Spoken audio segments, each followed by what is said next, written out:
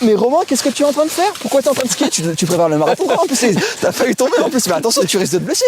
Mais pourquoi tu skis? Tu prépares un marathon, je crois, non? Ouais, mais je m'entraîne justement pour le marathon de Rome en skiant. Mais c'est bien de s'entraîner en ski pour des objectifs running. Ouais, tu verras, il y a plein de bienfaits à s'entraîner en skiant. Je vais t'expliquer à toi et puis à vous. Ok, c'est parti, t'es en pur savoyard, j'ai trop hâte d'écouter la vidéo. C'est parti.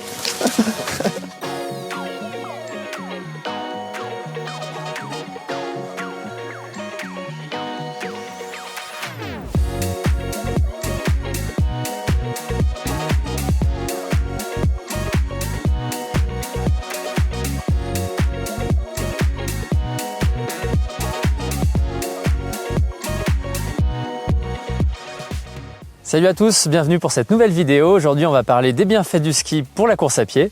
Comme tu as pu le comprendre, je vais préparer le marathon de Rome en incluant un maximum de ski, en particulier ski de fond et ski de randonnée. Aujourd'hui, on va te parler des bienfaits à la fois en ski de fond, en ski de randonnée et éventuellement si tu vas au ski pendant les vacances, comment tu peux gérer la période ski alpin et entraînement en course à pied. Allez, on t'explique tout de suite. En ski de fond, il y a deux techniques, l'alternatif et le skating. Donc l'alternatif, c'est simple, c'est les traces que tu vas avoir sur une piste de ski de fond. Donc c'est ce qui se rapproche le plus du mouvement de course à pied, c'est assez simple, tu vas pousser et tirer sur tes bras et bien agir sur tes jambes. Donc c'est un peu, presque en fait le mouvement du coureur à pied. Tu vas avoir des bâtons qui sont assez longs pour pouvoir bien pousser. Et donc là, c'est on va dire le sport ou en tout cas la partie du ski de fond qui est la plus proche du mouvement de course à pied. Donc c'est hyper bénéfique et c'est surtout peut-être plus simple que la technique du skating que je vais te présenter juste maintenant. Le skating, on peut l'appeler aussi le pas du patineur, tu l'as sûrement vu sur des pistes de ski de fond, c'est des gens qui vont plus vite parce que c'est une technique qui te permet d'aller plus vite, de beaucoup plus glisser. Ça s'apparente aussi presque à du patin à glace avec une technique qui est assez importante à avoir. Alors tu vas démarrer, surtout si tu es coureur, tu vas forcer un maximum, tu vas avoir du cardio, mais tu vas voir que c'est pas toujours très efficace. Donc ce que tu peux faire si tu veux suivre tes potes qui font du ski de fond et en particulier du skating, c'est de prendre 1 ou 2 cours. Déjà là, ça te permet d'avoir compris le mouvement, l'équilibre et d'aller un peu plus vite. Et c'est quand même ça qui est grisant avec le skating, c'est que tu peux facilement aller à un peu plus de 15 km/h, parfois même à 20 km/h quand la glisse est bonne et qu'il n'y a pas trop de poudreuse sur la piste. Ce qu'il faut dire par rapport au skating, c'est que c'est un mouvement qui est hyper complet. Tu travailles vraiment le haut du corps en poussant sur les bras. Il faut être bien gainé, donc c'est intéressant. Et puis pour avoir un bon transfert d'énergie, il faut justement avoir une cohérence entre le haut du corps et le bas du corps. C'est extrêmement bénéfique et tu verras, on fait beaucoup de proprioception, donc c'est très intéressant pour le trail parce qu'en fait il faut bien pouvoir glisser en fait sur ses pieds pour être en équilibre et donc là ça fait travailler vraiment tous les muscles de tes jambes et de ton corps pour garder cette stabilité et pousser, avoir la plus de vitesse possible vers l'avant. Qui dit sport complet avec le haut et le bas du corps dit aussi un gros travail sur ton VO2 max, tu consommes beaucoup d'oxygène, ta fréquence cardiaque aussi est élevée, donc c'est le sport peut-être le plus intéressant en complément de la course à pied. Alors bien sûr il faut habiter près des montagnes ou passer un peu de temps en montagne pendant des vacances. En termes d'intensité, c'est très rare que tu puisses rester simplement en endurance fondamentale parce que tu as toujours envie de pousser un peu plus et puis c'est un sport qui est très complet, donc tu seras plutôt en endurance active, voire parfois au seuil. Ce que je peux te conseiller en termes de séance, c'est potentiellement de faire du fractionné, par exemple 10 fois 30-30 ou 10 fois 1 minute. Pendant la phase de récupération, tu peux éventuellement attendre tes amis qui sont derrière toi. Tu peux faire un peu de fartlek, donc ce sera par exemple 5 fois 4 minutes avec récup 2 minutes. Et puis si tu veux avoir même un fartlek qui se rapproche vraiment de la définition à la suédoise, c'est-à-dire jouer avec la nature du terrain, tu peux accélérer dans les montées et puis récupérer un petit peu sur le plat et encore plus dans les descentes et vraiment te faire péter le cardio au maximum sur ces séances de fartlek. Après ski de fond, on va parler ski de rando et pour ça je vais appeler Jules qui a plus de 10 ans d'expérience dans le domaine. Merci Romain pour les explications. Je vais prendre le relais pour les bienfaits du ski de randonnée pour la course à pied. Alors le ski de randonnée, on l'appelle aussi ski alpinisme ou ski de rando.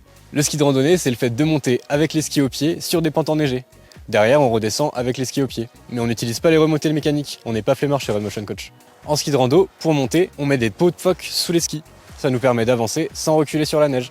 Du ski de rando, il y a beaucoup de pros qui en font, notamment Kylian Jornet, François Daen ou même Jim Wesley qui s'est servi de la préparation en ski de rando pour l'UTMB et ça l'a peut-être permis de gagner. Et si les pros en font, c'est qu'il y a vraiment des bonnes raisons. Le mouvement du ski de randonnée à la montée, il est vraiment super proche de celui du trail. La seule différence, c'est que tu fais plus glisser vers l'avant tes skis plutôt que chercher à lever les pieds pour monter. En plus, tu as le poids du matériel avec les skis, les chaussures et le sac à dos sur le dos. Du coup, c'est vraiment top pour tes cuisseaux.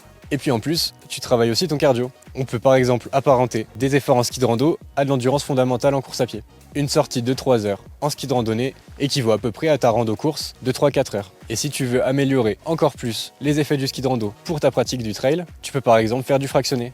Un exemple de séance, c'est par exemple 6 x 3 minutes ou 10 x 1 minute avec un temps de repos égal au temps d'effort. Et pour la descente en ski de rando, tu travailles aussi tes muscles. On peut l'apparenter par exemple à des exercices de PPG comme de squat ou de la chaise. Et puis en plus à la descente, tu t'éclates dans la poudreuse, alors ça c'est vraiment top. En ski de randonnée, il y a quand même une chose à prendre en compte, c'est que quand tu skis, tu es en dehors des domaines sécurisés. Il n'y a pas les pisteurs pour sécuriser les pistes le matin avant que tu ailles faire ta pratique. Du coup, il faut absolument avoir 3 choses dans son sac pour que tu sois le plus en sécurité possible. Ces 3 choses, c'est une pelle, une sonde et un DVA, qui est un détecteur de victimes d'avalanche. Le détecteur de victimes d'avalanche, c'est pour qu'on puisse te retrouver si jamais t'es coincé sous une avalanche ou pour retrouver tes potes. La pelle et la sonde, ça te sert dans un premier temps à sonder pour savoir où est la personne et la pelle pour creuser, pour déterrer la personne. Je te conseille de t'entraîner de temps en temps pour être le plus efficace possible lorsque tu recherches quelqu'un si jamais t'as un accident. D'ailleurs, avant de partir, je te conseille de regarder les risques avalanches sur le site de Météo France. Comme ça, t'es au courant des risques que tu prends. Si tu débutes le ski de randonnée, tu peux commencer au bord des pistes. Fais bien attention aux personnes qui sont à la descente et mets-toi bien sur le côté. Une fois que tu as un peu plus d'expérience, n'hésite pas à regarder, il y a des sites internet qui proposent des parcours pour tout type de niveau. Bon, au-delà des bienfaits pour la course à pied, le ski de rando, c'est aussi une immersion en nature. Moi j'adore ça, les montagnes, tu les découvres sous un autre aspect, avec la neige, etc. C'est vraiment super. Si tu es un peu plus feignant que Jules, tu vas utiliser les remontées mécaniques pour les monter. Donc ça c'est le ski alpin, le ski de piste. Je vais pas te faire de dessin, tu sais déjà ce que c'est. Les bienfaits quand même du ski de piste, ce qu'il faut dire, c'est au niveau musculaire. Dans les descentes, tu vas avoir, un peu comme sur le ski de randonnée, tu vas travailler quand même les muscles profonds des cuisses. Et donc ça va se rapprocher de la PPG ou de squat que tu pourrais faire en salle de muscu. Ça reste intéressant, surtout si tu skis sur la journée, tu vas voir que tu vas être fatigué à la fin de la journée et que tes muscles auront bien travaillé. Également, si tu fais du trail, ce qui est intéressant, c'est l'anticipation parce que tu vas avoir de la vitesse en descente, tu vas pas regarder simplement tes pieds. C'est aussi ce qu'il faudrait pas faire en trail, de regarder simplement tes pieds, mais regarder environ 10 mètres devant pour anticiper. Et donc ça, c'est intéressant dans le cadre d'une préparation trail pour être plus à l'aise dans les descentes. Enfin, sur le ski de piste, on va pas se mentir, c'est pas là-dessus que tu vas travailler plus le cardio, mais c'est quand même mieux que d'être assis dans ton canapé ou d'être sédentaire au bureau. Donc, t'inquiète pas trop, c'est pas très grave si tu te fais pas travailler trop le cardio aujourd'hui. Mais ce que je vais peut-être te donner comme conseil, c'est que si tu fais une semaine complète au ski, tu vas dire mais qu'est-ce que je vais faire de mon plan d'entraînement en course à pied? Alors je vais déjà te dire de dédramatiser parce qu'il y a des bienfaits quand même quand tu es dehors et que tu fais du ski alpin. Et si tu souhaites vraiment t'appliquer à ton plan d'entraînement, ce que tu peux faire, c'est par exemple faire de l'endurance fondamentale les matins avant d'aller skier parce que c'est encore là que tu auras le plus d'énergie, même si c'est vrai qu'il peut faire froid le matin. Tu verras qu'en fin de journée, c'est quand même compliqué de s'astreindre à ton plan d'entraînement. Donc moi je te conseille avant tout des petits footings plutôt le matin. Et puis ce que tu peux faire, c'est aussi des fractionnés courts. Ça peut être des côtes courtes par exemple sur des 10 x 30 secondes. Parce que tu sais que c'est en général assez compliqué aussi dans une station d'avoir des grands parcours quand c'est enneigé. Donc là, tu devrais pouvoir trouver des côtes courtes. Et donc je te conseille de le faire avec des chaussures de trail ou avec des chaussures un peu cloutées pour pas tomber dans la neige. Voilà, cette vidéo touche à sa fin. On espère que ça va t'inciter à faire du ski. Déjà si tu en fais, tu verras que c'est très complémentaire à la course à pied.